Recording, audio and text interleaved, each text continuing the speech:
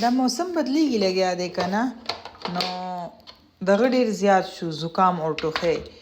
نو دې دپاره تاسو داسې کوئ که نه چې لږ یخني جوړوئ، سوپ جوړوئ، دې ماشومانو له یې ورکوئ، دغه دی دې سره لږ دغه سینه هم دغه شي که نه ګرمه شي. او د مرۍ چې دی خرابېږي، دومره زیاتې مرۍ موږ سره خرابېږي، نن ټوله ورځ دا ټول پراته دي.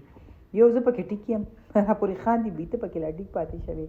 میله وکړه الحمدلله زه پکې ټیک پاتې شم، تاسې ټول بیماران شوي یئ. ما ورته ویل زما د مدافعت زندګي داسې پورې خاندي وي، ښه دا خو ډېره تکړه یې. بس هګۍ مې ولا دغه کړي او تاسو ته ما د سوپ ریسیپي در کړې ده که نه، اسانه غونته کې.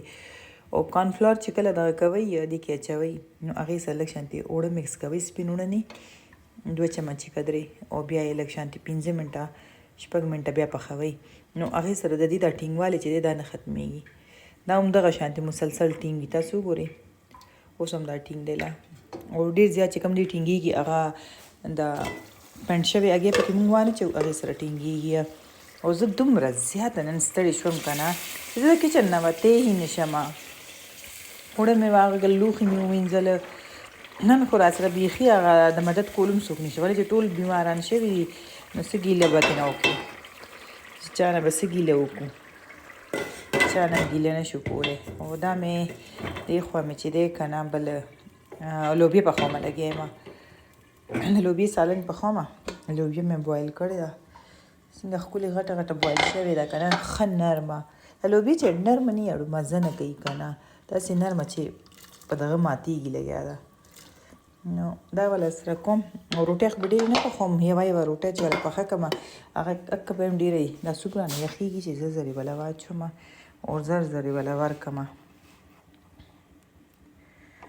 دغه شانتې به پې هګۍ ور اولئ او نور دغه به په دې خپله واچوئ، څه ورته وایي سوسونه، او پکې دې خپله دغه کوي. دا 4 شو، یو بل ډک که 15 شي، بیا به یو بل کې واچوو 6 به شي. او خپلې ملګرې ته به هم لږ شانتې ولېږم که د هغې هم کیدای شي مرۍ خراب وي، که نه څه پته خو نه لګي. ښه رښتیا یو بله خبره مې کوله در سره، دا وختي مې مخ ته یو 2 کمنټس راغو. زه کمنټس داسې خاص نه ریډ کوم، د یو نیم ویډیو به زه وګورم که نه، ټول ریپلاین به یې ورکوم، کوشش کوم او ټول لایک هم کوم. نو داسې سوځېدلې خبره به زه نه وکړي چې ماله دومره خندا راشي. د خلکو کمنټ چې دي که دې باندې ماله غوسه نه راځي، قدرتي خبره ده، بس ماله غوسه نه راځي. نو ماله ځکه چې زه هم چې اوس هغې ورکوټې سوچ لري، ورکوټې خپله لري، ورکوټې خبره لري، اوس وځېدو د نه ځکه داسې خبره وکړو. د ساک ویډیو مې ورکړې وه، هغې کې ما انټي ښیلې وه که نه، چې لکه انټي نو 2-3 کسان دي که اورئ یې نو والله نو ډېر اوس وځېدئ که نه، وایي چې ولې ته خپله انټي نه یې، وایي ته خپله انټي نه یې، چې مطلب دې ته انټي ولې وایي. دومره هور مې بل شو ته چې که ما دې ته وویل، ما چې ته پیغلو جینکو ته وویلې انټي، یقین منئ چې زه کله پیغله بم که نه، ما به بیا هم دوکاندارانو ته ویل چې بچې چې هغې به مې دې شکل ته مو کتو، ما ته به یې مو کتو، دی راته څه ووایه.